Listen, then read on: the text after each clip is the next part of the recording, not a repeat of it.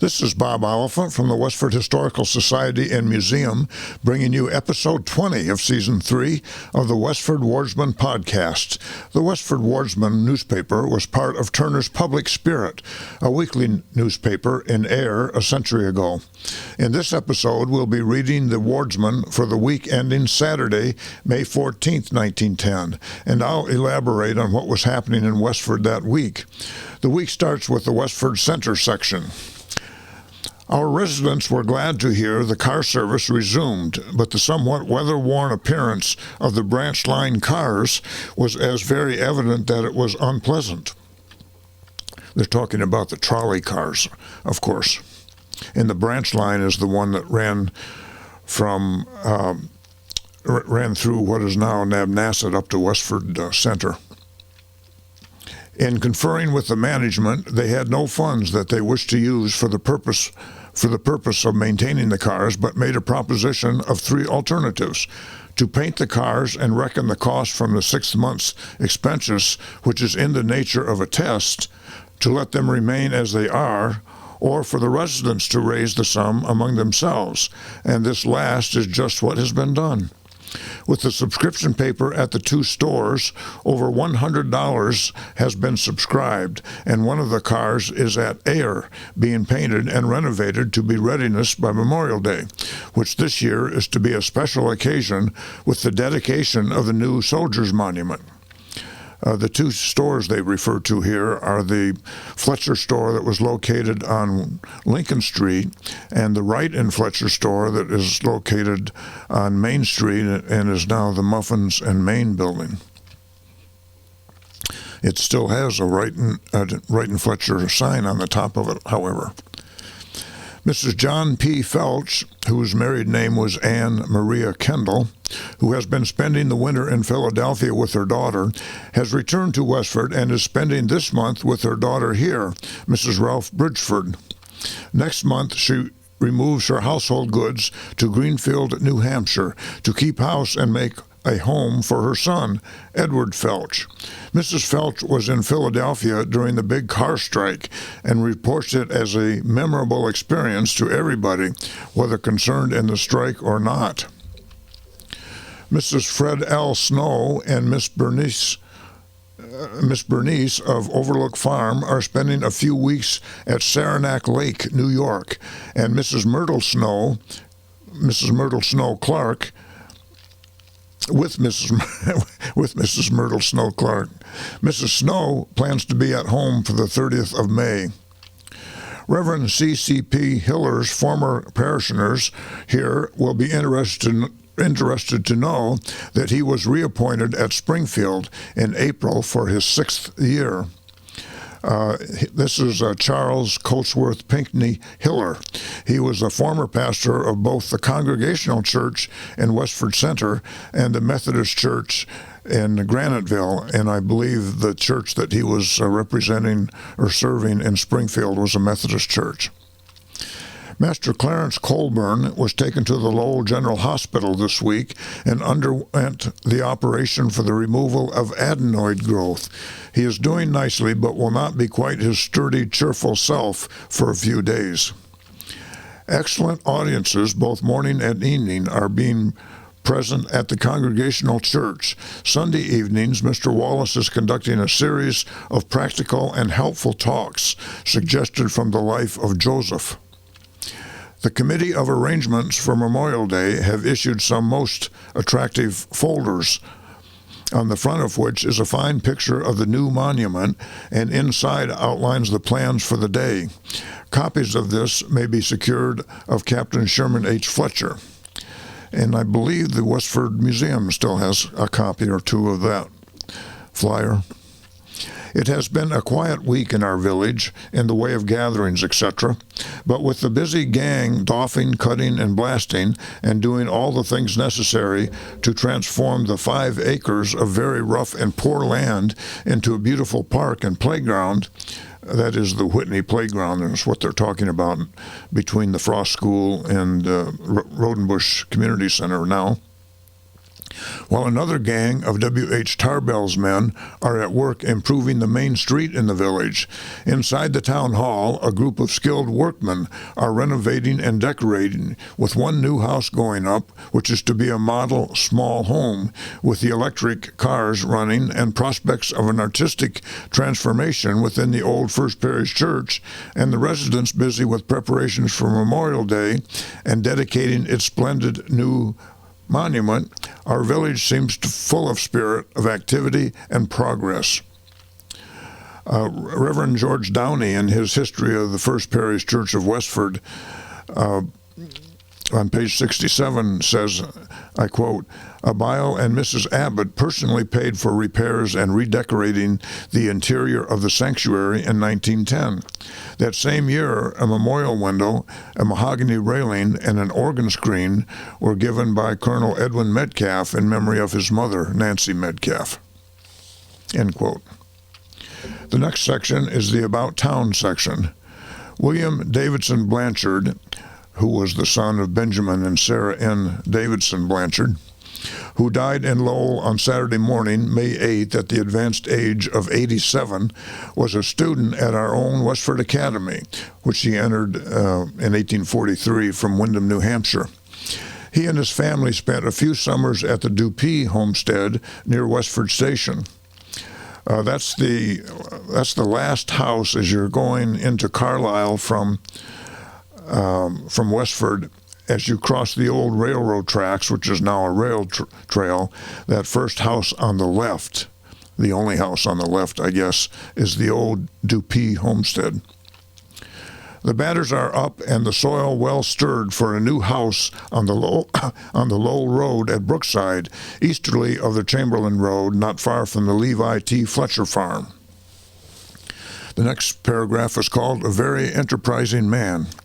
George C. Moore, the owner of the Brookside Mills and the farm and park at Nabnasset, also the largest individual taxpayer in Westford, is still busy making tangible demonstration of his ideas of solid utility and beauty that will not fade. Mills, farms, parks, walls, and forests are all witnesses of his belief.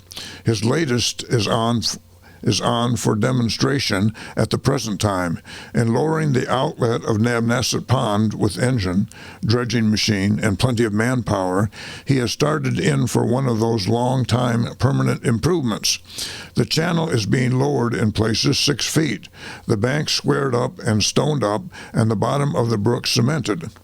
A side track will be laid from the quarry to the pond. Be easy with him, Messrs. Assessors. He is a two-blade of grass man, where none ever grew before for lack of courage and skill. Don't choke it out by too close trimming. Just that explanation about that two-blade of grass man. To make 2 blades of grass grow where only one grew before was an old adage for improving one's condition. So a two-blade of grass man was one who effected progress. The next paragraph is called A Laughable Time. A laughable good time. The entertainment in the vestry of the Unitarian Church last week, Thursday evening, was all that it was billed for and a surplus besides, because everybody had a laughable time. When everybody takes to laughing, there must be something going on. If there were any present who didn't laugh, the old adage, try again, has been out-generated, and there would not be any use in applying any other laughing medicine. S. Thompson Blood carries a full assortment, stock and trade, to fit all cases. Those that are a little hard to fetch into terms of laughter, he sends Sarah Jane Matilda after them. That Sarah Jane Matilda is in quotes, and I think he's kind of a comedian from one of the nearby towns. And I think Sarah Jane Matilda is one of his comic characters that he used to talk about. Although Mr. Blood was the main centerpiece of the evening, there were other allurements. The youthful Smith at the organ, Miss Julia Fletcher in piano solo, accompanied by lively foot movement by the young people. Cream, that had taken up a severe chill on the ice. By that, he just means ice cream. All of this and much more of a talkable social nature helped detain people in amusement until the attractions of the Comet called it off. The very capable coterie of young women in charge were Mrs. Eva Fletcher, Gertrude Fletcher, Julia Fletcher, Ruth Fisher, assisted by Mrs. Grace Bennett, Gladys Fletcher, and Beatrice Sutherland. The next section is the Forge Village section. Joseph Milo has purchased the real estate of Edmund Hunt, which consists of a large 8-room house with all modern improvements, a large barn, and 2 acres of land planted with young trees. The house was formerly the property of the late Joseph Prescott and was built for him by the late B.F. Parrott, P-A-R-R-O-T-T. After the death of Mr. Prescott, the property was purchased by the late William Wigham, who installed steam heat and did extensive alterations, but he lived only a short time to enjoy the fruits of his hard labor. After the death of Mr. Wigham 2 years ago, his son-in-law, Edmund Hunt, bought out the other heirs and became the owner of one of the nicest residences in the village. The new market, which Victor Pigeon is erecting on Pleasant Street, is rapidly nearing completion. The building is a large 2.5-story affair. The upstairs will be made into a 6-room tenement with all the latest improvements, which he will occupy with his family. He expects to have it ready for occupancy in about 2 weeks. Joseph Bennett Jr. and family have moved from their house on Commonwealth Avenue. He will make his home with his father and sister on Pleasant Street. Mr. and Mrs. James May will occupy the cottage vacated by Mr. and Mrs. Bennett. Mrs. A. Lanigan of Lowell was the guest of Mrs. Ellen Flynn last week Friday at her home on Pond Street. Mrs. Lanigan was formerly Miss Annie Moore, a well-known resident of this village for many years. Mr. and Mrs. William Burnett attended the convention of the Brotherhood of St. Andrew, which was held in St. Matthew's Episcopal Church, Worcester, last Sunday. Mr. and Mrs. William C. Precious were guests the last of the week of Mr. and Mrs. J. A. Newcomb of Worcester. Daniel Bennett and son William of Worcester are visiting relatives here this week. Mr. and Mrs. John Edwards entertained at their home last week Mr. and Mrs. Thomas Coley of Worcester and John Fitzpatrick of Cambridge. The stopping place of the Lowell and Fitchburg Street railway cars has been changed from Prescott's to the J.B. Splain store. This arrangement will prove more convenient for patrons of the road and also the people living in the Prescott house, who were continually annoyed by persons waiting for cars. The waiting station will be open Sundays to accommodate passengers. The Prescott house referred to here is the large house that used to be right at the center of Forge Village when you came down Pleasant Street and crossed the tracks where the stores are now, that little mall there that was where the old Prescott house was located. Mr. and Mrs. John Edwards entertained at their home last week Mr. and Mrs. Thomas Coley of Worcester and John Fitzpatrick of Cambridge.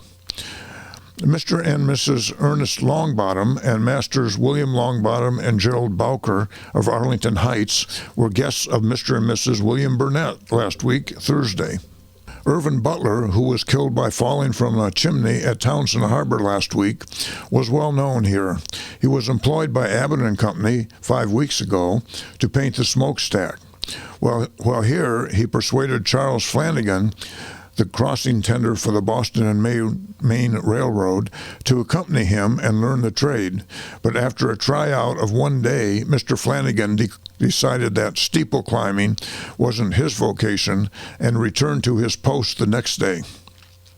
The Forge Village Tigers played the Littleton Wanderers at Cameron Grove Saturday afternoon and defeated them by the score of 24-0.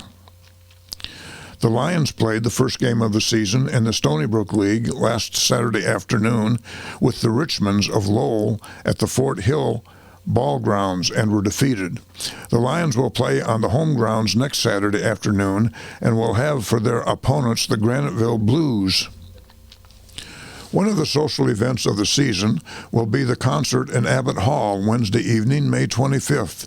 Miss Edith M. Sweat and Miss Edith Foster are in charge of the affair and will spare no pains to make it a success. Some excellent talent has been secured from Portsmouth, New Hampshire, also several well-known characters from Littleton.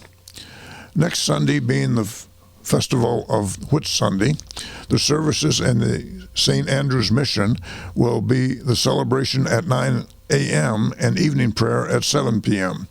A new anthem will be sung by the vested choir. The next paragraph or two is called A Gift. Superintendent A.B. Weber of Littleton, who resigned his position as superintendent of schools for Westford and Littleton, made his farewell visit to Cameron School last week, Thursday afternoon.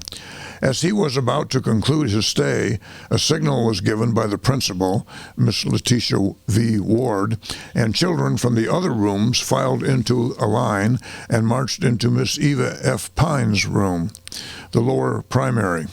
Mr. Weber was an interested spectator, thinking the children were to perform a drill for his benefit, when Mildred V. Precious, aged 6 years, stepped forward and presented Mr. Weber, on behalf of the teachers and pupils, a sum of money in gold. The money was placed in a velvet-lined red leather case. Mr. Weber was completely surprised, and after thanking the teachers and children sincerely, said he would always remember them for their thoughtfulness. Mr. Weber has accepted a similar position at North Billerica and Stoneham and commenced his new duties May 1st. The next section is the Graniteville section. The Ladies' Aid Society of the Methodist Episcopal Church met with Mrs. Lucy A. Blood on Thursday afternoon at her home. She lived right around the corner from the church on Broadway Street.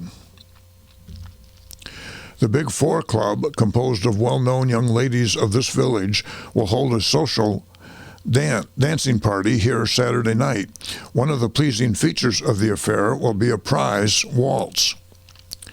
The Graniteville Baseball Club will visit Forge Village on Saturday, May 14th, and meet the local club of that place in the first league game of the season. It is understood that the Forge Club has been greatly strengthened this year, and although they were defeated by the Richmonds in Lowell last Saturday, it was due more to poor ball grounds than bad playing. Sounds like a good excuse to me. J. Austin Healy is now building a summer camp at Flushing Pond, North Westford. The building will be a 2-story affair with open fireplaces and everything up to date. P. Henry Harrington has the contract and has promised Mr. Healy that everything will be in readiness for the housewarming that is planned to take place in early June. At 9:45 o'clock Mass in St. Catherine's Church Sunday morning, the service was made very pleasing by the excellent vocal selection of Miss Harriet Moran of Lowell, assisted by Edward Shea of Lawrence. May devotions were held in St. Catherine's Church on Wednesday evening at the usual hour, which brought out a large attendance. The next section is titled Death. Charles Cummings, an old and respected resident of this village, died suddenly at his home here on Wednesday night, May 4th, after a brief illness, aged 71 years. Mr. Cummings was the last surviving member of a very large family that were numerous in this vicinity some 40 or 50 years ago. There was one sister, but she has not been heard from for several years, and if living, her present address is unknown. Mr. Cummings was born in Tingsboro, February 22, 1839, and has been a resident of this village for over 40 years. He was a Civil War veteran, having enlisted in the 6th Massachusetts Regiment, Company C. He was a member of the Westford Veterans Association, also the GAR post of Ayer. That's Grand Army of the Republic. He has been in the stone business here for several years and was very successful. Always good-natured, strictly honest, and upright in his dealings, he commanded the love and respect of all who knew him. Although over 71 years of age, his genial presence and pleasing personality made him appear much younger, and he was always Charlie Cummings to the young and old. His death will be a personal loss to this village, and it can be said in all sincerity that he had not an enemy in the world. Mr. Cummings was unmarried. He had several men employed at his quarry at the time of his death, and all work was suspended for the time being until the affairs of the estate have been settled. The funeral took place on Saturday, May 7th, and was largely attended. There were many out-of-town people present, including a delegation from the GAR post of Ayer. The floral tributes were varied and beautiful. The bearers were members of the GAR: Wesley O. Hawks, John Wilson, A. Randlett, T.D. Riney, F. Lovejoy, and E.D. Martell. Burial was in the North Cemetery, Westford, where the grave had been tastefully arranged with hemlock boughs and wild flowers by Mrs. George Irish. The regular burial of the GAR was read at the grave. The last section is called Baseball. The Graniteville Baseball Club played its first game of the season in the Stony Brook League here last Saturday, when they had the strong Crescent Club of Lowell for opponents. The game was hotly contested from start to finish, and the home team held their opponents to a 1-0 score for 5 innings, when, with 2 bases on balls and a sacrifice hit, the Crescents tied the score in the 6th. There was nothing doing in the 7th by either side, but in the 8th, the Crescents, by a hit, a base on balls, and aided by a misplayed ball by the locals, they scored 2 runs. Neither side scored after this, but the damage had been done, and the Lowell team won by the score of 3-1. Perhaps one of the best games of baseball seen in this village for a long time, and although both clubs batted the ball well, good fielding kept the score down. James Booth of the locals certainly showed that he is some pitcher, and although McCarty went in the latter part of the game, it was no question but what Booth was all right. McCarty held them from further scoring. A large crowd attended the game, the local fans being out in force, while the Crescent Club had many followers from Lowell. The league certainly opened up here in good shape, and many interesting contests are looked for in the coming season. That's the news for the week ending May 14th, 1910. Thank you for listening, and thanks to Ryan Cousins of Westford Cat for providing technical support. You can find transcriptions and podcasts from the Wardsman at our website, westford.museum.org, or visit the Historical Society's Facebook page for more Westford news from a century ago. This is Bob Oliphant, and I hope you will join us for next week's Westford Wardsman podcast. Thank you.